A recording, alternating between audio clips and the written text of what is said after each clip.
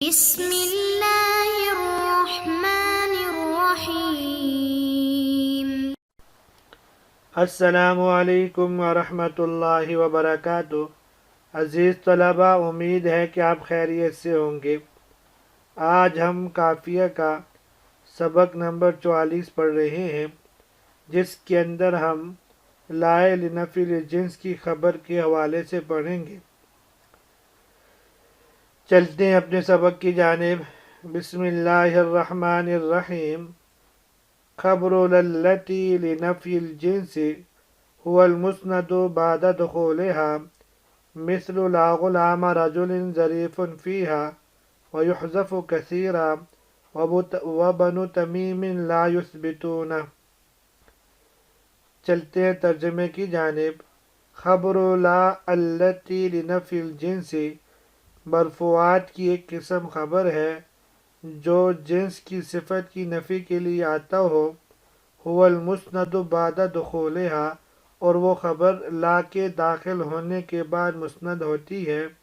مثل لا غلام رجل ظریف فیہا، ویحذف کثیرا، اکثر طور پہ سے حذف کیا جاتا ہے۔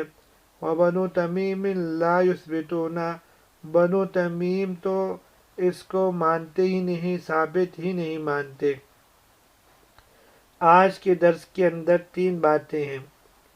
پہلی بات، لائے لنفی جنس کی خبر کی تعریف اور فوائد و قیود۔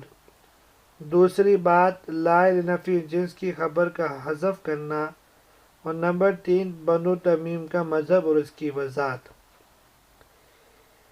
خبر لا التی لنفی الجنس، یہاں سے صاحب کتاب رحمہ اللہ نے مرفوعات کی 6ٹھی قسم بیان فرمائی ہے۔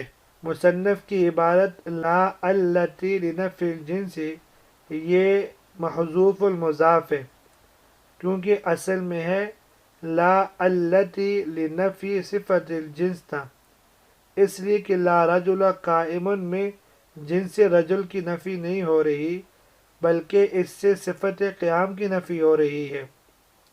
یہ صاحب جامی رحمہ اللہ کا قول ہے، لیکن صحیح تر بات یہ ہے کہ جنس کی نفی کے لیے بھی آتا ہے، جیسے لا رجل فی الدار، ای لا رجل موجود فی الدار، یعنی گھر میں کوئی آدمی موجود نہیں ہے، آدمی کی کوئی جنس نہیں ہے۔ اور کبھی جنس کی صفت کی نفی کے لیے آتا ہے، جیسے لا رجل قائم، لیکن عام طور پر پہلے والا یعنی اس کی نفی جنس کے لیے آنا یہ زیادہ استعمال ہے، زیادہ مستعمل ہے بنسبت دوسرے کے۔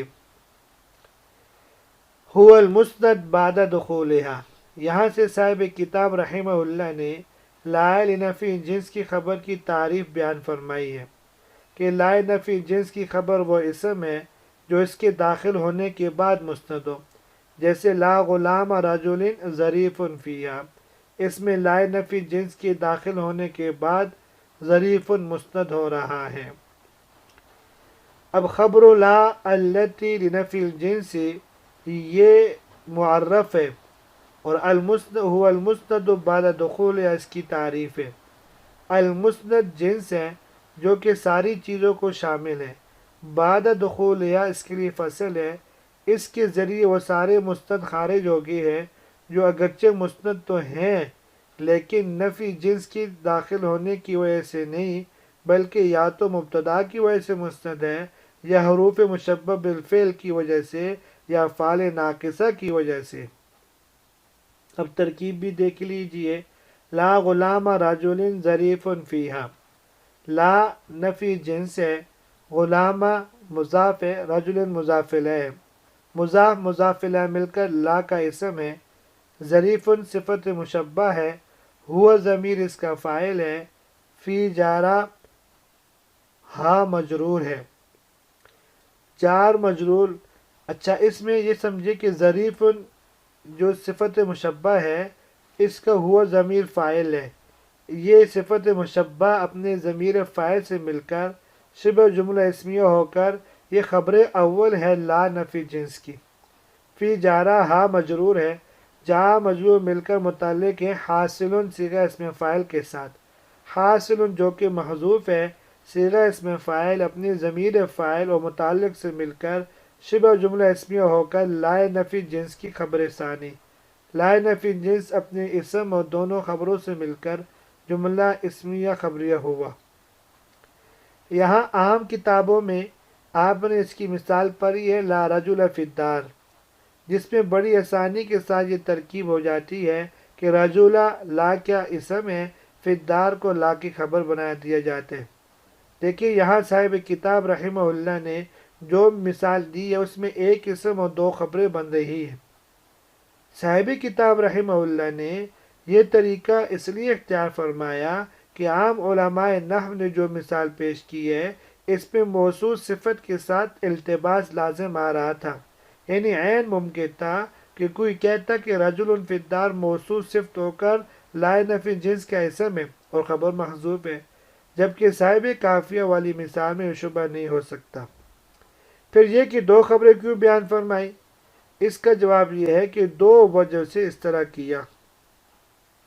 پہلی وجہ تو یہ ہے، اس سے یہ بتانا مقصود ہے کہ لائے نفی جنس کی خبر ظرف اور غیر ظرف دونوں بن سکتی ہے، دونوں صورتوں میں آ سکتی ہے۔ اور دوسری وجہ یہ ہے اگر خبر ثانی یعنی فی ہا کو نہ لاتے تو معنی خراب ہو جاتا، وہ اس طرح اس کا ترجمہ ہوتا کہ کسی بھی آدمی کا کوئی غلام خوش طبع نہیں ہے۔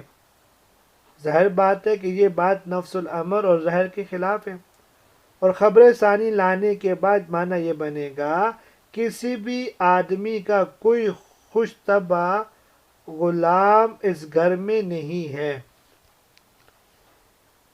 اب فی ہا فی ضمیر کا مرجع تو کوئی نہیں، تو یہ کیوں لائے ہیں؟ اس کا جواب یہ ہے کہ جملہ اصل میں سائل کے سوال کے جواب میں ہے، یا سائل کے سوال کا جواب ہے، اور وہ اس طرح کے سائل نے پوچھا ہر غلام رجل ظریف فی الدار، تو جواب میں کہا گیا لا غلام رجل ظریف فیہا، تو سائل کے سوال میں الدار کا ذکر تھا، اور فی ہا میں جو ہا ضمیر ہے وہ اسی الدار کی طرف لوٹ رہی ہے، اس کا مرجع ہے۔ دوسری بات وَيُحْذَفُ كَثِيرًا، صاحب کتاب رحمہ اللہ فرماتے ہیں لائے نفی جنس کی خبر اکثر طور پر حذف کر دی جاتی ہے، اور عام طور پر یہ وہی خبر ہوتی ہے جو افعال عامہ میں سے ہو، جیسے لا الہ الا اللہ۔ افعال عامہ پہلے بھی گزشتہ درس کے اندر بھی بتائے تھے، وہ کون ہے، حصول ہے، وجود وغیرہ ہے۔ اب دیکھیے لا الہ الا اللہ اصل میں لا الہ موجود الا اللہ، اسی طرح لا سیف الا ذوالفقار، یہ بھی لا سیف موجود الا ذوالفقار ہے۔ وَبَنُو تمیم لا یثبتون، بنو تمیم نے اس کو ثابت نہیں کیا یا ثابت نہیں مانتے۔ اس جملے کا مطلب کیا ہے؟ علماء نحو نے یا شارحین رحمہ اللہ نے اس جملے کے دو مطلب بیان فرمائے ہیں۔